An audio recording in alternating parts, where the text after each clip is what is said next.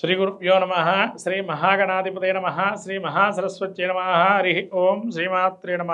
సనాతన ప్రేక్షకులకు నమస్కారములు. మనకు ఈ ఫిబ్రవరి మాసం మాఘమాసంలో ద్వాదశ రాశుల యొక్క ఫలితాలు ప్రతి మనిషికి ఒక జిజ్ఞాస అనేది ఉంటుంది. ఏ మాసంలో ఏ విధంగా ఉంటుంది అనే విషయం తెలుసుకోవడంతో పాటు అట్లాగే ప్రతి మాసంలో ఉండేటువంటి వివిధమైనటువంటి ముఖ్యమైనటువంటి రోజులు దాని సందర్భాన్ని మనం ఉపయోగించి తగు ఫలితాలను పొంది దేవతానుగ్రహాన్ని పొందటానికి కానీ ఏ విధంగా మనం ఆచరించాలి విధి విధానాలు కానీ అట్లాగే ఈ యొక్క ఉత్తరాయణ పుణ్యకాలంలో మొదటిగా మనకు మాఘమాసము. ఈ మాఘమాసం అనేటువంటిది చాలా విశేషంగా చెప్పబడింది.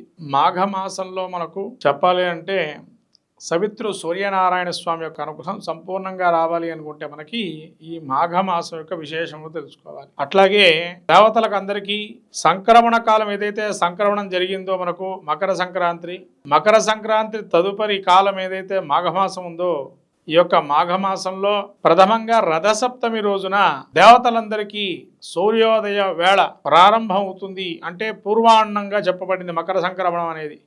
అంటే మకర సంక్రమణం నుంచి ఈ రథసప్తమి వరకు కూడా పూర్వాహ్నం అంటే మనకు సూర్యోదయానికి ప్రాతకాలం నందు ఏదైతే ఉందో ఆ సూర్యోదయానికి ప్రాతకాలం యొక్క సమయం ఏదైతే ఉందో ఆ సందర్భాన్ని ఆ సమయాన్ని మనం చూసుకున్నట్లయితే ఈ రథసప్తమి వరకు కూడా సూర్యోదయ పూర్వం అని చెప్పబడుతుంది దేవతలకి. కాబట్టి ఈ విధంగా సూర్యోదయం అనేది ప్రతినిత్యంగా మనం సూర్యాస్తమయాల సమయాన్ని బట్టి కాలాన్ని విభజన చేసి తద్వారా వచ్చే ఫలితాంశాలు సూర్యచంద్రుల యొక్క అనుగ్రహంతో తద్వారా నవగ్రహాది గ్రహాలు మనకు సంచారమూర్తులుగా మన జాతకంలో కానీ మన యొక్క గోచారంలో కానీ వాటి ఫలితాలను చూసుకొని విధానంగా మనము పరిష్కార మార్గాలు ఎంచుకొని ఇంకా ఉత్తమ ఫలితాలు ఏ విధంగా పొందగలుగుతాం అనేది ఈ ద్వాదశ రాశి యొక్క ప్రధాన ఉద్దేశం. అంటే ప్రతి ఒక్కరికి రాశి ఫలితాలు చూసుకొని వారి యొక్క స్థితిగతిని వల్ల మనం చేయగలుగుతామా లేదా, కార్యాన్ని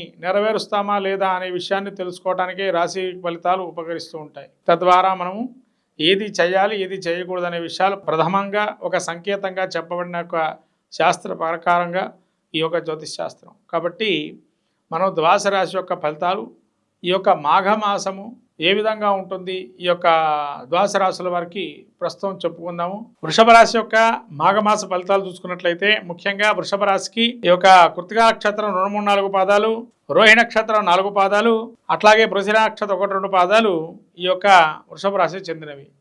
వృషభ రాశి యొక్క స్థితి చూసుకున్నట్లయితే జన్మస్థానంలో గురువు, ద్వితీయంలో కుజుడు వక్రి, పంచమంలో కేతువు, అట్లాగే వీరికి భాగ్యంలో రవి, తదుపరి దశమస్థానంలో రవి, దశమస్థానంలో శని, బుధుడు, అట్లాగే వీరికి ఏకాదశంలో శుక్రుడు, రాహు. ఇటువంటి గ్రహస్థితి మనం చూసినట్టయితే ముఖ్యంగా వృషభ రాశి వారికి జన్మస్థ గురువు సంచారం వల్ల మానసిక అప్రశాంత వాతావరణం ఏర్పడుతూ ఇంకా ఏమీ రీజన్ లేకుండా కొన్ని ఇబ్బందులు పడుతూ ఉంటారు. కాబట్టి ఇప్పటి కూడా మళ్ళీ కూడా చెబుతున్నాము, ఏది ఏమైనా మీరు మనస్సులో సంకుచితమైనటువంటి కొన్ని ఆలోచనలు తీసివేయండి. మనస్సులో ఆలోచనలు ఉండటం వల్ల ఏ పని సాధ్యం కాక ఏదో ఒక మానసిక రుగ్మతతో బాధపడుతున్నట్టుగా ఉంటారు. అక్కడ ఏమీ ఉండదు మళ్ళీ. కాబట్టి ఈ వృషభ రాశి వారికి గురువు జన్మస్థలంలో సంచారం వల్ల కొంత ఆందోళనలు కలుగుతూ ఉంటాయి. మనస్సులో భయభ్రాంతులు అటువంటివి ఏవి కూడా ఏమీ చేయవు. కాబట్టి మీరు ఆలోచనతో ముందుగా ఆ గురుడు జన్మస్థానంలో ఉన్నాడు కాబట్టి ఈ అన్ని ఇబ్బందులు ఉంటాయి. వాటిని పక్కన పెట్టాలి అని అంటే గురువు అనుగ్రహం పొందాలి మీరు. అట్లాగే కుజుడు జన్మస్థలంలో అంటే ఇక్కడ వక్రై ద్వితీయ స్థానంలో ఉన్న వక్రై ఉన్నాడు కాబట్టి మీకు కొద్దిగా ప్రెజర్ అనేది ఉంటుంది. లేదా టెన్షన్ మైండ్ కానీ లేదా మిమ్మల్ని ఏదో నిందారోపణ చేస్తున్నారా, మమ్మల్ని మా విషయం మాకు తెలియదా, మేము ఆలోచన లేని వాళ్ళమా అని ఒక ఆలోచనతో మిమ్మల్ని ఏలెత్తు చూపే అవకాశం ఉంటుంది. మీకు మీ ఆలోచన మిమ్మల్ని క్రిటిసైజ్ చేస్తూ ఉంటారు. కాబట్టి దాన్ని ఏమీ అనుకోకండి. ఎందుకంటే ఈ మాసంలో వక్రీ కుజుడు క్రిటిసైజం చేసే అవకాశం ఉంటుంది. అలానే ఎప్పటికి ఉండదు కదా, ఒకరోజు అలా ఉంటుంది, ప్రతిరోజు అలా ఉండదు. కాబట్టి వాడు చేస్తున్నా మీరు దాన్ని స్వాగతించి తీసుకొని దాన్ని ఛాలెంజ్గా చేసుకొని ముందుకెళ్ళటం అనేది మంచిది. అట్లానే ఈ యొక్క రవి మీకు దశమ స్థానంలో ఉన్నాడు కాబట్టి వర్క్ ప్రెజర్ బాగా ఉంటుంది. ఈ వర్క్ ప్రెజర్ ఉందని చెప్పి ఏదో ఇబ్బంది పడిపోవద్దు. వర్క్ ప్రెజర్ ఉన్నా కూడా ఇబ్బంది కలిగినా కూడా సాధ్యాసాధ్యాలు చూసి ముందుకెళ్ళండి.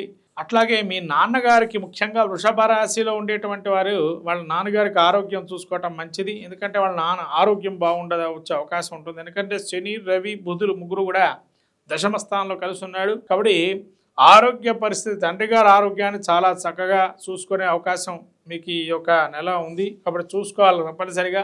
అట్లానే శని కూడా 10లో ఉన్నారు. ఈ కర్మ అంటే కొన్ని విషయాలకి జ్ఞాపకం వచ్చేటువంటి స్థితి ఏంటంటే అయ్యో మన కర్మలు రాసుందేమో అనుకుంటాం. అంటే ఆ స్థితి అలా తీసుకొస్తుంది. కానీ ఏంటంటే అక్కడ జరగాల్సిన పరిస్థితి అలా ఉంటుంది. కాబట్టి జాగ్రత్తగా ఆరోగ్యాన్ని, మీ తండ్రి గారి ఆరోగ్యం కావచ్చు, మీకు వర్క్ ప్రెషర్ కావచ్చు, దాన్ని మీరు ఏదో చిన్నగా తీసుకొని వదిలేసేటట్టు ఉండాలి. కానీ గట్టిగా తీసుకొని దాన్నే మనసులో ఉండుని దాన్ని పట్టుకొని ఉండడం వల్ల కొద్ది ఇబ్బందులు పాలయ్యే అవకాశం ఉంటుంది. అయినా బుధుడు అక్కడ దశమంలో ఉన్నాడు కాబట్టి మంచి చేసే అవకాశం ఎక్కువగా ఉంటుంది. అంటే ఎవరైనా మిమ్మల్ని అలా పసిగట్టినా నాకేం కాలేదు అంటే ఉల్లాసంగా ఒక బుధుడు ఆలోచన ధోరణి కల్పిస్తాడు. అక్కడ ఆలోచన ధోరణి బాగుంటుంది కాబట్టి తద్వారా మీరు ఇవన్నున్నా కూడా బయటికి వెళ్తారు. వేళకు సమయానికి భోజనం చేయండి, తద్వారా అనారోగ్యాన్ని నివారింపజేసుకోండి. ఎందుకంటే ఎప్పుడైనా వేళ తప్పిన భోజనం వల్ల ఏమొస్తాయి, అజీర్ణము అంటే అరక్కపోవటం, అటువంటి విషయాలతో జాగ్రత్తగా ఉండాలి. అట్లాగే ఈ యొక్క ఏకాదశంలో శుక్రుడు, రాహు కలిసి ఉన్నాడు కాబట్టి ఈ విదేశాల్లో ఉండేటువంటి వారు ముఖ్యంగా వృషభ రాశి వాళ్ళకి చాలా జాగ్రత్తగా చూడండి. వర్క్ ప్రెషర్ ఉంది అని చెప్పి ఏదైతే ఉద్యోగంలో అక్కడ ఉండేవాళ్ళు విదేశాల్లో ఉండేటువంటి వారికి కొద్ది వర్క్ ప్రెషర్తో పాటు స్థాన చలనం అనేది కూడా వచ్చే అవకాశం ఉంటుంది. ఇప్పుడు కాకపోయినా ఇంకోసారి అయినా కానీ ఆ దృష్టిలో పెట్టుకొని ఉండండి. ఎందుకంటే ఇప్పుడు కాకపోయినా ఇంకా నెక్స్ట్ రాబోయే నెలల్లో కూడా ఉండే అవకాశం ఉంటుంది. కాబట్టి ఏదో ఇవాళ మనం అమెరికా నుంచి వచ్చేస్తే అయితే అయిపోతుందని ఒక భయం అనేది వీడండి. ఇంకా ఫ్యూచర్లో వెళ్ళొచ్చు, మనం ఇప్పుడు వెళ్ళొచ్చాం ఏదో అనే ఒక భావనలో ఉండండి. అంతే తప్ప అక్కడి నుంచి వచ్చేస్తే మనకి ఏమైనా ఇబ్బందులు కలుగుతాయనో భయం అనేది ఉండకూడదు. అట్లానే ఏకాదశంలో రాహు ఉన్నాడు కాబట్టి ఒకవేళ సెటిల్ అయినా అవ్వచ్చు. దానిలో కూడా కొన్ని నైపుణ్యాల మీద ఆధారంగా ఉన్నాయి కాబట్టి మీకు ఏకాదశంలో శుక్రుడు, రాహు ఉన్నాడు కాబట్టి కొద్దిగా భయం అనేది మనస్సులో ఉంటుంది. కానీ గంభీరంగా ఉంటారు కాబట్టి అన్ని విషయాలు కూడా మీకు అనుకూలంగా ఉంటాయి. భయం అనేది వద్దు, భయం ఉంటేనే మీరు జీవనం చేయలేరు. కాబట్టి ముఖ్యంగా ఆ భయాన్ని పోగొట్టుకోవడానికి దత్తాత్రేయ స్వామి ఆరాధన చేయండి. మీ జాతకంలో కూడా కొన్ని ఏమన్నా అటువంటి స్థాన మార్పులు ఉన్నాయో చూసుకోవాలా. జాతక రీత్యా దీన్ని కూడా బేరీజ్ వేసుకొని అప్పుడు మీరు తగు నిర్ణయం తీసుకోండి, మంచి నిర్ణయం తీసుకోండి, ఇబ్బంది పడకుండా. ఈ వృషభ రాశి వారు ముఖ్యంగా సుబ్రహ్మణ్య ఆరాధనతో పాటు దత్తాత్రేయ స్వామి చరిత్ర, గురుచరిత్ర పారాయణము, దత్తక్షేత్ర దర్శనము ఇవన్నీ చేసుకోవటం వల్ల మంచి ఫలితాలు వస్తాయి. వర్క్ ప్రెషర్ ఉందని చెప్పి మీరు బాధపడకుండా ఉండండి. సవిత్రుడు సూర్యనారాయణ స్వామికి ఆదిత్య హృదయ పాలన చేసుకోవడం కూడా మంచి కలుగుతుంది వృషభ రాశి. మొత్తం మీద ద్వాదశ రాశి వాళ్ళకి ఈ మాఘమాసంలో రాబోయేటువంటి మాసంలో ఫిబ్రవరి మాసంలో మనకు వసంత పంచమి, భీష్మేకాదశి, రథ సప్తమి, భీష్మాష్టమి వ్రతము, భీష్మ పంచక వ్రతము, మహామాఘవి అంటే మాఘ పౌర్ణిమ, అట్లానే సంకష్టహర చతుర్థి, మహాశివరాత్రి ఇటువంటి మహాపర్వదినాలు ఉన్నాయి. ఈ పర్వదినాల్లో ద్వాదశ రాశుల వారు దేవీ దేవతామూర్తులు ఏవైతే ఉంటాయో వాటిని ఆరాధనలు చేసి మంచి ఫలితాలు కూడా పొందొచ్చు. మాఘమాసంలో సూర్యనారాయణ స్వామి అనుగ్రహం పొందడానికి అత్యధికంగా ప్రయత్నం చేయండి. అట్లానే భీష్మ ఏకాదశి వ్రతాన్ని ఆచరించి సాక్షాత్తు ఆ యొక్క మోక్షాన్ని ప్రసాదించాడు విష్ణుమూర్తి. కాబట్టి భీష్మేకాదశి ఆచరణ చేసి సత్యనారాయణ స్వామి వ్రతాలు గాని విష్ణుమూర్తి ప్రీతిగా చేస్తే మంచిది మాఘమాసంలో. అట్లానే ఈ విధంగా మంచి వసంత పంచమి కూడా మహాసరస్వతి ఆరాధన చేయటం వల్ల విద్యార్థులకి విద్యాలాభం చేకూరుతుంది.